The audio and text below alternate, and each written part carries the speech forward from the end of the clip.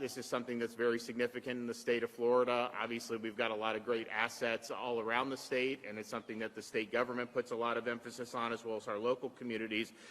We are still in the midst of the disaster preparedness tax holiday, so you have a few more days on that. So if you do need to get supplies, now is the time to do that, and that's something that we're happy to have supported. We also did a big tax package where you can do the windows and all that. Now that's tax-free for 2 years. A lot of those improvements, which we think a lot of Floridians will like.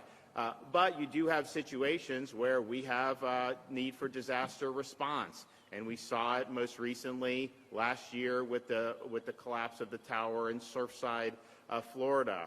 Just all of a sudden, kind of in the middle of the night, it was a terrible thing. You had another tower had to be evacuated, and then you had these folks looking to try to rescue people on a really, really difficult set of circumstances. I mean, there were fires raging. There was all kinds of things when you get down there. And so we had our South Florida USAR teams down, but eventually we had, I think everyone in the state was down there, and it was something that they worked awfully hard at. But when you have these situations, you know, these are some of the guys that we want there doing this really, really important work. So we decided with our budget this year, you know, we want to make an impact at the state level to help these USAR teams, because it's very important. A lot of these teams really came into being in a big way with federal funding, but that has really gone by the wayside over the years. And so we wanted to say, what could we do for the state level, from the state perspective, to really show our support. So today, you know, we're able to say that, you know, we signed the budget last week, and included in that budget is more than the state of Florida has ever provided for urban search and rescue. We're doing an extra $10 million for Florida's urban search and rescue teams.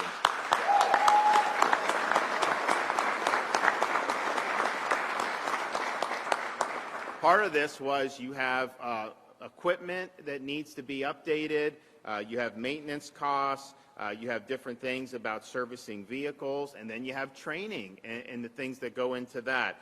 So these teams provide great assistance when you have major events. They also aid in infrastructure restoration. They can work with emergency road clearance teams and utility crews to pave a path for communities to make repairs, particularly when you have these life-saving actions that depend on that. And that's the thing. When you have an event, particularly like a hurricane, you obviously want to get people to physical safety, but then afterwards, you got to get the power back on. You got to do a lot of those things. And we have some utility companies that have a lot of capacity. We have some others, maybe municipal, may not have quite as many. And so these teams are involved in really the whole gamut for that. So I just want to say to all the search and rescue teams in Florida, thanks for what you've done. We've obviously thanked them in the past for Surfside, but we want to thank it again. It was a really difficult time for the state, and I think those folks being on the front lines made a big difference. Now, I'm also pleased to announce that in the budget this year, just for the July 1st start of the fiscal year, we're going to be able for the second year in a row to deliver $1,000 bonuses for every firefighter in the state of Florida. So we're happy about that.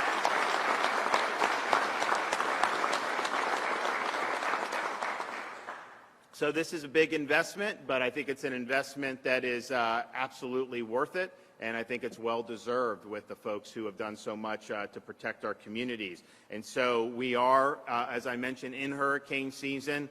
They predict a more active season, but, you know, I always say, like, honestly, these predictions, you don't know either way. Just assume we're going to have hurricane. I mean, I think that's the best way to do it. Be prepared, and if we end up not getting a significant amount, then great, but just assume that you're going to have to deal with this throughout the hurricane season. And so we did see really significant rains. It was not a named tropical storm as it moved through southern Florida, but it did dump a lot of rain. It eventually was a named storm as it got into the Atlantic, and then that's just going to peter out without probably interacting with much landfall from there. But the bottom line is that this is something that we need to do. And I mentioned, up until June 10th, you can still get your disaster preparedness, your supplies tax-free in the state of Florida. So take advantage of that. I mean, you see situations where all of a sudden a hurricane will be bearing down on Florida. Everyone's rushing to get the supplies. Well, it's just harder to do when everybody's doing it. Now you have an opportunity, even with all the supply chain problems,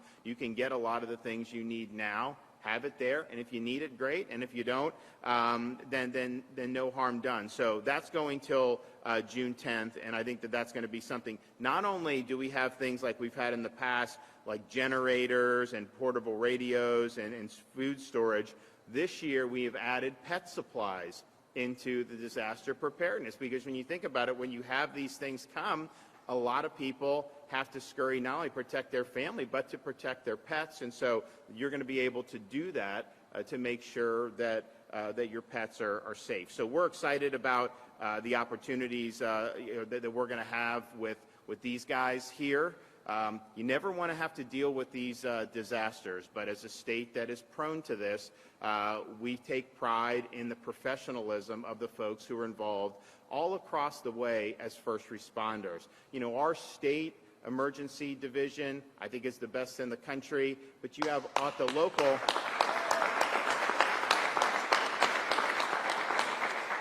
But you have at the local level, a lot of these folks at the county level, cities, you have phenomenal people, and really the disaster response is really a bottom-up thing. So they're leading on the ground. We're providing support and management at the state level, and then sometimes we do have to rely on the federal government to help as well. It was a little bit easier for me my first 2 years as governor to get the federal government to help us, but what are you going to do? It's just kind of the way the cookie crumbles. But we really are proud with the people that are involved, because they are professionals. They understand that this is something that in Florida you just have to take seriously, and so they do that, I think, time and time again. So let's pray that we have an uneventful hurricane season, but let's also be prepared that if we do face storms, that we're going to be in a situation to respond. So I'm excited to get this money in the budget. I think it's going to be money well spent. And again, I want to thank the folks standing behind me for their service to our communities. And so we're going to hear from some other folks who are also involved in this. So Jimmy Petronas, the CFO. Thanks, Governor. Yep. Good morning. Thank y'all for being here. Look, I got to brag about this guy for a second. Talking about leaning forward, never in the history of the state have we had a governor who has repeatedly pushed forward out $1,000 bonuses for our first responders. First time historic injection of funding from the state into our urban search and rescue teams. These are the same teams that deploy out to Louisiana, Texas, Panama City with Hurricane Michael. My first mission I ever went on was with Task Force 5. As they go and they leave their families, they deploy out, they sleep on parking lots, inside of grocery stores, going from door to door, checking on households, on the welfare of the citizens that have been affected by the storm. And at the same time, at a moment's notice, they're deploying out to work on a 1-acre site at Surfside for 12 hours straight, for 7 days straight, working 24-hour shifts, doing everything they can. So I love that the governor recognizes their heroism, their leadership, and understanding that they need the resources and the tools to do their job. I got to brag a little bit on Kevin Guthrie, your hometown hero here. I've worked with 16 years in this process now. I don't know, Governor, if I've ever had a executive director of the Department of Emergency Management who has been as capable, thorough, and has just never stops working for the citizens of the state of Florida. And I'd like y'all to give Kevin a round of applause.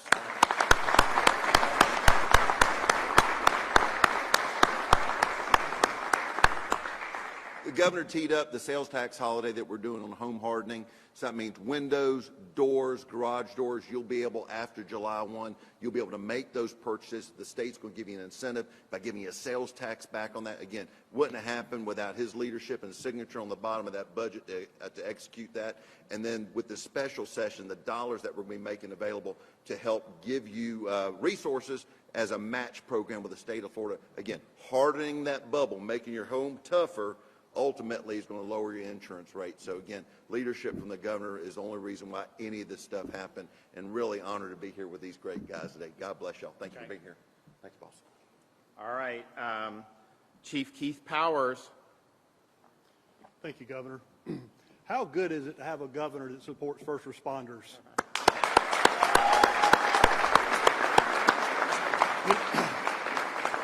You know, he's not only supporting them with a second year in a row now with those first responder bonuses, because these men and women, they sacrifice so much time away from their families to do the training that's required to be on this Florida task force.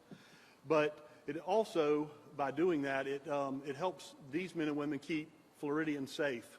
And not only Floridians, but, you know, the governor and the Department of Emergency Management also have sent this task force over to Louisiana, so it's helping people keep people safe in this country. And so, Governor, we really appreciate what you're doing and the funding that you're providing. This $10 million that's coming to USAR is desperately needed to keep these teams up to speed and where they need to be. And I can't say enough thanks to CFO Petronas for fighting for this. I know down at Surfside you really made this one of your missions that you were going to help us get, and he's worked extremely hard, so thank you, sir, for that. And then my friend Kevin Guthrie, who's one of our hometown guys, he is constantly supporting the needs of this community and communities across the state. So, Kevin, thank you for what you do. You know, the Florida Task Force 5 has 250 members locally that are in this task force, and they sacrifice a lot of time and a lot away from their families to make sure they're trained to the highest standards, so that when events like Surfside or events like what happened in Louisiana or Panama City, as CFO Petronas mentioned, happen, that we're ready to go. So this funding goes a long way. So again, I want to thank you all for what you're doing and helping support our first responders. Absolutely. Thanks, buddy.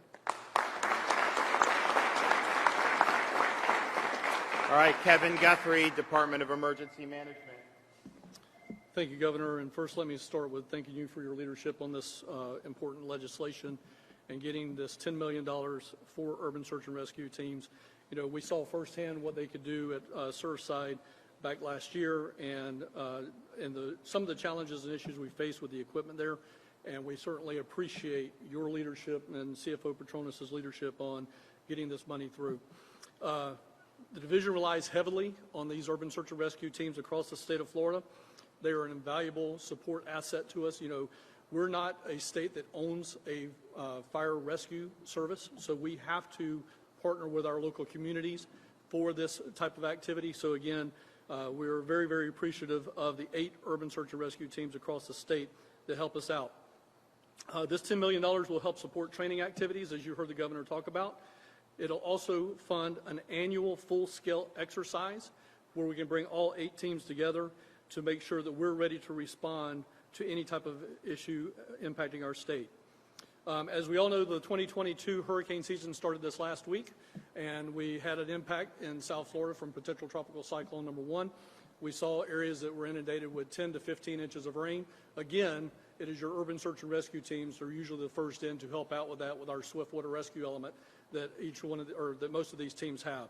So again, another example where this money is going to be used and how it's going to impact the residents of Florida. The last thing that I'll talk about is, as the governor's already mentioned, we are in the middle of our disaster preparedness tax holiday. It does run through this Friday. So again, those items that you could get for your own preparedness kit, we want to make sure that you're doing that. Make some conscientious decisions. As we know, we have, I think the governor likes to refer to it as Bidenflation. As we have some of those issues coming up, we want to make sure that people are going to the grocery store, getting some type of kit material for their preparedness kit. Make some conscientious decisions, especially if you're impacted by inflation. Moving from fresh fruits, vegetables, meats to canned fruits, vegetables, and meats. Those are things that you could buy at the store this weekend that will help you be ready for a disaster and have 5 to 7 days worth of supplies. Again, Governor, CFO Petronas, especially the Governor, appreciate your leadership on this. Thank you so much. Yep. And for the disaster preparedness, you know, we've seen different supply chain issues that have been chronic, it seems like. We're now seeing this massive problem with the baby formula over the last few months, and they shut down Abbott's plant. I don't even think Abbott did anything wrong, and they were really slow to bring that to a conclusion. Now I think the plant's going back, but it's been a total disaster with that. It's been very difficult for a lot of mothers to be able to get the infant formula that they need, and we've seen other things just be out over however many months. And so with some of the stuff you may need for a disaster preparedness, if we do have something bearing down and it gets really close and you wait, not only are you going to have to deal with the rush generally, but then you don't even know what some of this stuff will be in terms of these supply chain issues. Now, we're proud in Florida. We've helped to really push back on that by making sure that we were bringing more businesses to our ports, and we've done that. I mean, we were at Jacksport with one of the companies moving from Long Beach to the port of Jacksonville, and other ports around the state are up with cargo, and we're happy to do that. We're also working to expand truck drivers with more commercial driver's license, a whole bunch of stuff, and so we've been a positive force for it. But I mean, there's a lot of issues that are going on, so take advantage of the tax holiday, get some of the stuff that you need, and hopefully you won't need it, but if you do need it, just having what you need, I think is going to be the way to go. And then finally, just point out, we did do the budget last week, and our state has never been in stronger fiscal position. If you look at, we have a record surplus in the state of Florida. Just our rainy day fund was, I think it was about a $1.2 billion when I became governor. Now it's over $3 billion just for rainy day. We've got massive amounts of surplus general revenue. We have unallocated trust fund balances. And I think it's really important that we maintain that posture. So the budget that I got, we vetoed $3.1 billion out of the budget because I want to make sure that we're protected for the long haul. If you do have a recession, which could happen with what's going on in Washington, you want to be protected from that. You don't want to be in a situation where you're going to have to do dramatic reductions in public safety or education or all these things. And so we're prepared that even if you have a slowdown, I hope we don't have that, and I think Florida is much better prepared than we were 10, 15 years ago to deal with it. But from a fiscal perspective, we're not going to miss a beat because we've managed appropriately, we've been very prudent, and we're sitting on a lot of reserves that, yes, we can deploy if you have those situations. And so I think all in all, to be able to see that type of fiscal posture is something that people should be very proud of. I mean, we have one of the lowest tax burdens in the country per capita, but we also do really big things to support. I mean, we've never done more for education, biggest teacher compensation increase in the history of the state, massive support for conservation and Everglades restoration, doing things for public safety. Yes, 10 million, the bonuses, $5,000 recruitment for law enforcement, a whole things that no one thought were possible really just a few years ago. So we've been doing really, really big things. And of course, the biggest tax relief package we've ever had, $1.25 billion. So we're proud of all of that, and I think we're, as a state, very well positioned to deal with whatever may come down the pike for what's going on in D.C. I mean, I read this stuff, it's like, Biden is like, can't understand why people are dissatisfied. It's like you came in and waged war on American energy production. You'll take it from Maduro, but somehow you don't want it being done here, and so it's been very difficult. And of course, you're going to see increases in gas prices. I think oil hit over 120 a barrel for the sweet crude. I think I saw, and so that is going high. You could very well end up with oil at $150+ a barrel. That translates into way over $5 a gallon. I think it's going to hit $5 a gallon very, very soon on this current trajectory. And just think, I mean, just a year and a half ago, we were about $2.20, $2.30, $2.40 for unleaded. And so this is a huge, huge burden on a lot of people. And it's not just what you're doing for transportation of your own vehicle.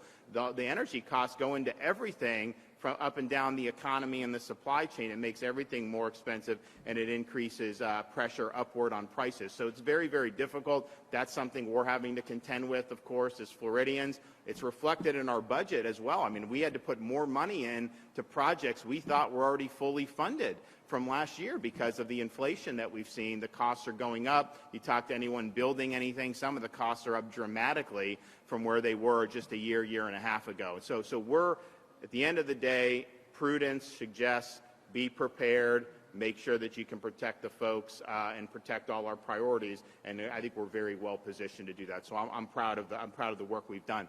Okay, anybody have any questions? Yes, sir. The sheriff, Mike Williams, is here. Can you comment on if you've made a decision to replace Williams and who your decision is? Yeah, I figured somebody may ask about that since we were in Jacksonville. So one, I just want to thank Mike Williams for his service. He's had a great career in law enforcement. I think he's done a great job here in Northeast Florida, and I think he's been a good public servant. I think he's been somebody that I consider a friend. So I wish him fair winds and following seas as he I guess will be a Nassau County resident, and then just this is kind of the it's a beautiful place. I mean, so I can't blame, but so we thank him for his service.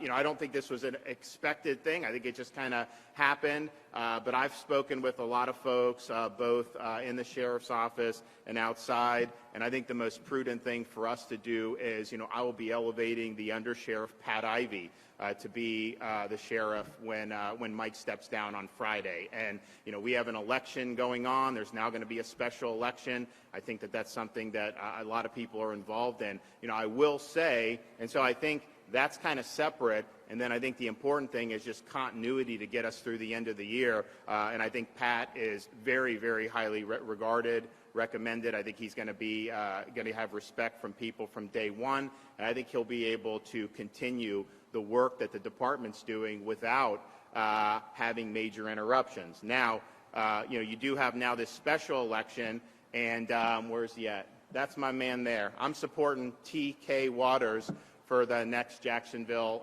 Sheriff's Office, Sheriff of JSO. I think he's got a tremendous background. I think he's been involved at various levels of law enforcement, and I think he would provide really excellent leadership for the people of Jacksonville. So that'll be determined, obviously, in August, November, and then beyond, and he's got my support there. But for this immediate appointment, Pat Ivy will get the nod on Friday.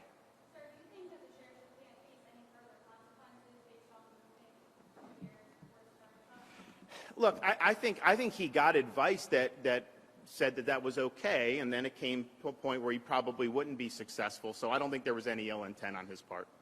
Are you concerned that, you know, because the move happened a year ago, the actions he took throughout the past year could potentially now fall under question? I don't think so. I mean, that's just the way this thing came. You know, he was relying on certain advice. It seemed that then the bulk of the opinion was probably against him, so he recognized that and then just made a decision. And so I think it's fine. You know, again, it wasn't anything that I was expecting to have to make this appointment. You know, we were looking at this race, thinking it would happen next spring. And I was interested in helping out any way I could, but it hadn't necessarily been ripe up to that point. Now with this, you know, we're happy to put our endorsement in, and then also to make sure that the office has continuity going forward. On disaster response, with hurricane season here now, you have supply chain issues, you have gas price issues, you apparently have a strained relationship with our federal government. You can maybe correct me on that. How would you say Florida is equipped to handle a bad storm? Well, look, on the federal stuff, it is what it is. I mean, you know, we had tornadoes go through Southwest Florida. We applied for assistance for very elderly people on fixed income and got denied for that by the White House. There's been other things where, you know, we're not usually on the first way. I mean, you saw some of the stuff that we've done with some of the federal programs. I mean, you know, we all apply like within a couple weeks, and then California and New York are approved months before we are. That's just the reality. I think there's a lot of politics at play. I think that's unfortunate. That is not the way you do disaster response. I mean, you've got to put all that to the side, and you've got to be willing to step up. And so hopefully that will happen. I can tell you President Trump was very supportive when I flew up. I got elected. Show up to Tallahassee January 2019. Everyone had forgotten about the Panhandle except the people there. I said this is a priority, and so we went up and met with President. He green-lighted a lot of additional assistance. It's really been instrumental, and there's still a lot that needs to be done there, but we've kind of stayed with that for the years I've been governor, and I can tell you there's a lot of great things going on in Northwest Florida now too. So that's just what you have to do. So hopefully that'll be the case, but I mean, proof will be in the pudding when that comes. I can tell you that it will definitely be a little bit more of a struggle in terms of that. Now, the fuel is going to, of course, be an issue for people because you have less supply overall, and so that's going to be very, very hazardous. I mean, I think the thing that you would do out of Washington is just say, okay, the energy policy we put in January of 2021 in the Biden administration was wrong. So just acknowledge that, reverse it, and really embrace a lot of American production. That would not necessarily change the supply dramatically overnight, but a lot of the fuel prices are forward-looking, and so if there was clear national commitment to utilizing domestic resources and understanding that, yes, it's painful at the pump for people, which is a huge issue. It's also a national security issue, the fact that we're not energy independent, and we were better than we ever had been just a year and a half ago. So I think that that's something that is going to continue to be an issue unless that they do that. Now, in the supply chain, what Kevin's been working with different folks in different aspects of this, you do have with the utilities. So the private utilities, they're good to go. They've got a lot of capacity to do what they need to do. Some of the smaller municipal-owned utilities, there could be issues where they just don't have the resources, to buy like a transformer or something and just have it sit there in case that there's a storm. And so Kevin's been working with them to have some support to try to help. But that could definitely be an issue if you get to a point where one of those gets knocked out by a storm. You want to then go buy another one, and it may not be just somewhere on the shelf where they're going to be able to get it. So that's something that I know Kevin and his team are looking at very closely. Governor, transportation and recently gas prices seem a challenge to many citizens, including in emergencies. Is there any way without federal funding, Florida can improve its public transportation by buses and trains and even building subways in the city without people having to rely so much on cars like they do in Europe or in Asia? So, I mean, I think putting a subway system in cities in Florida is unlikely to happen. I think that would not necessarily be a prudent use of tax funds. I think the feasibility of that would probably be questionable as well. But I would say on infrastructure, we had the highest amount of money for the FDOT work plan that we've ever had in the history of the state. And part of the reason we've always funded it, we've done a good job, but the state is growing. And it's not just people moving here. I mean, we're the #1 destination for people to vacation, more so than even pre-COVID. If you look at some of the numbers, 2021, we set a big record for domestic tourism. First quarter of 2022, foreign visitors to the United States, Florida's share of that was 45%. No state has ever had that big of a share. So there's just a lot going on. There's a lot of folks, and that requires a commitment to continue to expand and improve infrastructure. So I think what we did with the $11.7 billion is going to be a big deal. And then I'm also looking at ways to say, okay, for proposals in the future, yes, we have this work plan. Yes, there's a lot of worthy projects, and we'll continue with that.